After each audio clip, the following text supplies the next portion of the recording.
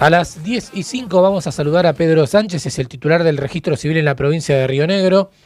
Pedro, Mario Favo le saluda, buen día. ¿Qué tal? ¿Cómo les va? Buenos días. Muy bien, viendo números que han dado a conocer respecto a la cantidad de parejas que han formalizado el vínculo en la provincia de Río Negro, ¿qué número es el que contabilizan, Pedro?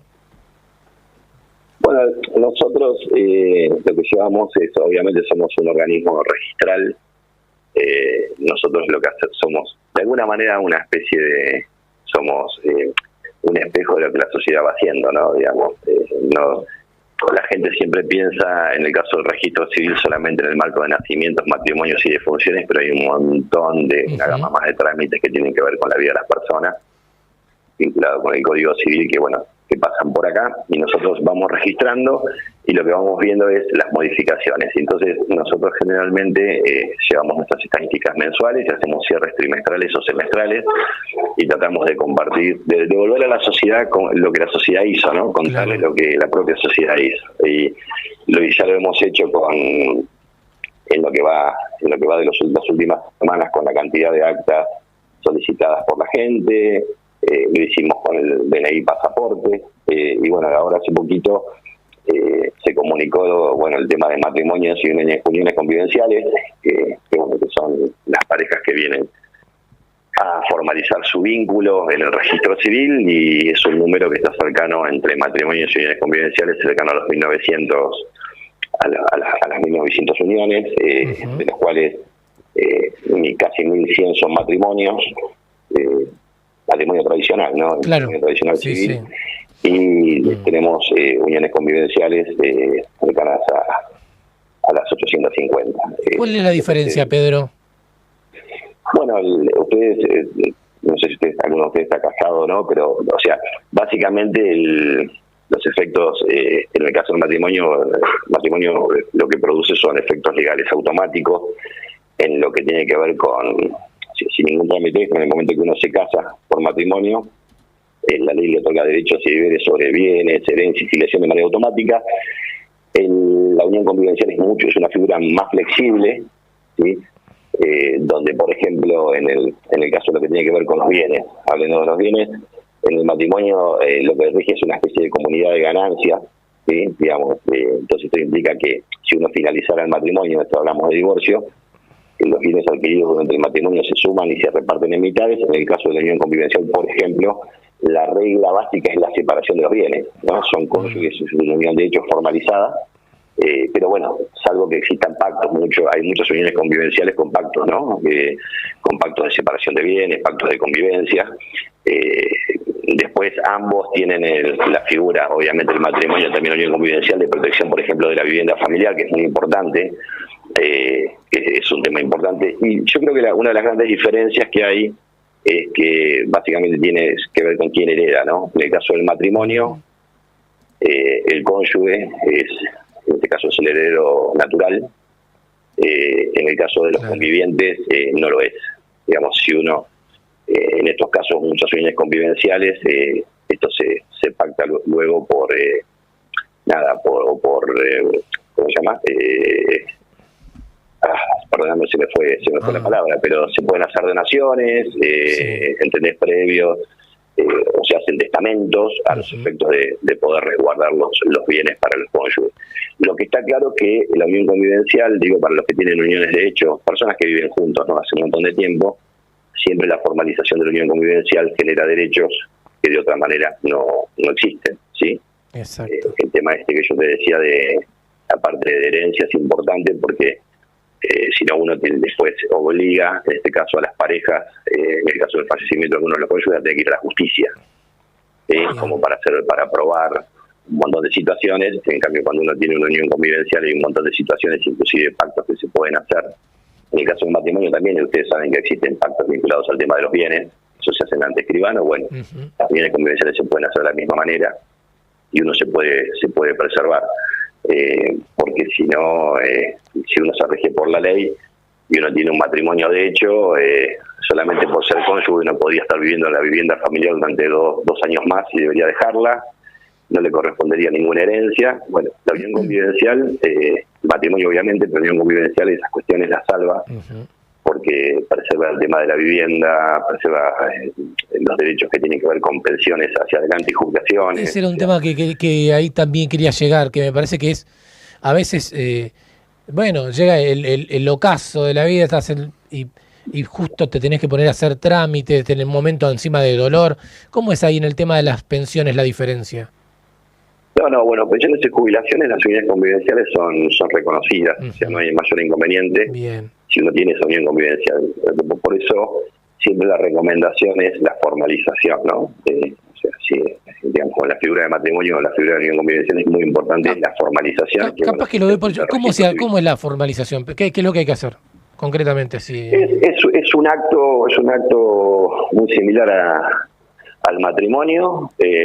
Vienen los cónyuges, vienen con sus testigos, muchas veces vienen sus familias también, y se labra, obviamente se constituye en un acto, es un acto público, se labra un acta pública donde obviamente firman todas las partes y se formaliza la unión convivencial. Una diferencia importante es que la unión convivencial, como es un acto administrativo, puede ser dado de baja por cualquiera de las partes. O sea, bien. ¿Sin necesidad de la presencia del otro involucrado, Pedro? ¿Cómo? Sin la presencia, digo, del otro integrante del vínculo de la pareja. Sí, exacto. Claro. Esto a diferencia de lo que tiene que ver con el matrimonio, que bueno, que es una figura diferente del Código Civil, que requiere, bueno, digamos, al menos para, digamos, sobre todo por las cosas en común, ¿no? En la medida que las parejas pueden llegar a un acuerdo en común, bueno, se presenta y bueno, se hace el divorcio, porque una cosa es, digamos, el pensar en la disolución del vínculo personal o filial, y otra cosa es las cosas que están en común, ¿no? Pedro, hijos. Sí, yo tenía una duda más personal que tenía ganas de charlar con vos, de preguntarte, que tiene que ver, uno entiende por una observación que hoy la gente se casa menos, bueno, aquel que decide o no tener hijos, entiendo que a nivel mundial también la tasa de natalidad va decreciendo, pero entiendo que Río Negro presenta el crecimiento justamente en estas uniones, en estos casamientos, y quería preguntarte si ustedes tienen identificada alguna franja de edad, alguna franja etaria. Digo, ¿nos casamos más jóvenes, tenemos uniones convivenciales más jóvenes o no tienen identificado este rango de la edad? No lo tenemos, no lo hemos sacado como estadística, sí lo podemos validar por los sistemas. Claro. Lo que sí está claro es que no es el caso de Río Negro, que es donde tenemos mayor cantidad de matrimonios todavía que uniones convivenciales. En otras jurisdicciones, Capital Federal es un ejemplo, lo pueden buscar, cada vez hay más uniones convivenciales que matrimonios, o sea, claro, se ha invertido eso, ¿no? Como la figura del matrimonio, sino que son concubinatos que en un momento se formalizan con esta figura. Eso se da en Río Negro, no se da así. Nosotros, respecto del semestre del año pasado, en matrimonios tuvimos una caída del 5%, o sea, tuvimos mayor cantidad de matrimonios el año pasado que pero uniones convivenciales tuvimos, un aumento del 24%. También hay que entender que muchas uniones convivenciales, mucha gente que hace mucho tiempo que vive junta, o años, en determinado momento deciden formalizarlo porque necesitan hacerlo. Claro. O para unificar ingresos, para endeudarse, para, qué sé yo, por ejemplo, inscribirse para un lote social, para formalizar esa familia. Entonces ahí esta figura es muy utilizada por las parejas, porque muchos han vivido juntos sin ningún tipo de formalización, y en determinado momento a veces porque deciden y a veces porque lo necesitan. Entonces, bueno, es una figura que también tiene una oscilación mayor que los matrimonios. Los matrimonios, claro, en Río Negro tienden a estabilizarse. Nosotros estamos en una media de entre 2.400 y 2.600 matrimonios en los últimos 5 años. Fíjate que estos números del primer semestre marcan una lógica similar a eso, quizás un poquito menos, pero las uniones convivenciales fluctúan. Inclusive fluctúan por ciudades, ¿no? A veces hay un plan importante del loteo, no sé, sobre todo pensando en las ciudades más grandes, y vos te das cuenta que hay un pico de uniones convivenciales en un lugar, a los efectos de inscribirse, que después obviamente eso no se va a dar en los meses siguientes, pero bueno, es una figura que queda, y nosotros, vuelvo a repetir, no sacamos las estadísticas de las uniones convivenciales que se han dado de baja, solamente estamos diciendo las que se formalizaron. Claro, exacto. Pedro, ¿están evaluando la posibilidad de volver a hacer aquello que llevaron adelante con casamientos masivos, como por ejemplo acá en Cipolletti tuvimos en el Rosauer?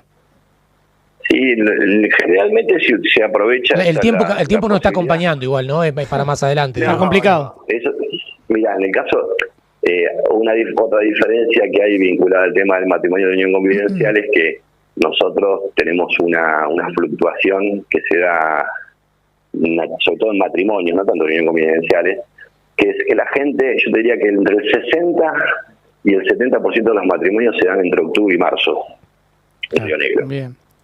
Que cuando el clima está más lindo, mejor. Sí. ¿Cómo influye, no? El calorcito. Sí, ni hablar. Para que te des una idea ustedes tienen un número de matrimonios ahí que son, yo no sé cómo se ve la gacetilla, pero matrimonios hubo 1078.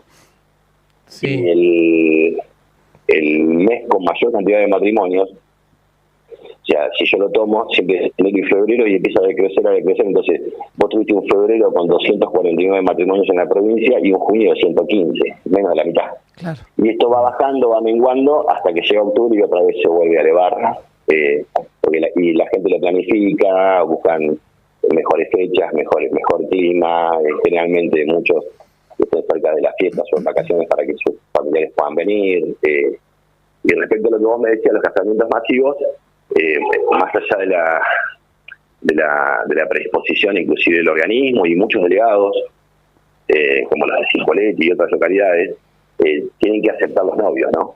En este caso los contrayentes, perdón. Sí, ¿no? claro. Los contrayentes tienen que aceptar, porque querer participar de ese momento, ¿se entiende? Digamos, de ese lugar y todo ese tema, ese día.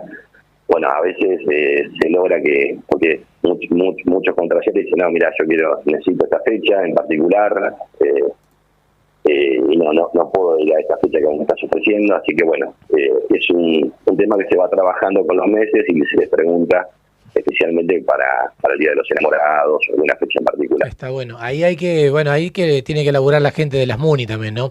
Las áreas de turismo, conseguir alguna empresa, alguno que consiga un fin de semana para pasar en algún lugar lindo. Armar un paquetito. Un regalito, como se ha hecho a veces. Sí, te sumo otro dato más. La provincia de Río Negro, desde el año pasado, es una de muchas provincias en el país. Nosotros hemos modificado nuestra propia normativa y permitimos casar a cualquier turista nacional o extranjero que quiera casarse en cualquier lugar de la provincia de Río Negro. O sea, antes vos requerías que alguno de los contrayentes tuviera domicilio en la provincia de Río Negro, domicilio legal. Claro. Hoy nosotros eso no lo necesitamos, así que cualquier ciudadano que quiera venir de cualquier lugar, inclusive entre ciudades, antes te pasaba inclusive entre las mismas ciudades de la provincia, ¿no? Que vos decías que alguien de Oro se quería casar en Cipolletti y le decía, no, pero uno de los contrayentes tiene que tener domicilio en Cipolletti. Pasaba eso. Bueno, esto se liberó completamente. Lo que ha permitido también es que hay extranjeros que se han casado acá. De hecho, el otro día estuvimos trabajando con gente que viene de Brasil a casarse. Ajá. En este caso había además, por eso se comunicaron con nosotros de acá, que se le está preparando las actas y todo, porque se hace con anticipo. Cuando te avisan lo puedes anticipar, pero está abierto a que cualquier persona... De hecho, hemos tenido casamientos extranjeros ahí en Cipolletti, en la ciudad de ustedes. Que han venido, se han comunicado, que querían casarse porque alguno de ellos era hijo de un cipoleño y quería casarse acá, pero ya tenía su domicilio todo allá, está viviendo en Europa, vino con su esposa europea y se pudieron casar en Cipolletti. Mira, está bueno, lo asociaba más, está bueno porque eso tiene que ver con una raíz histórica.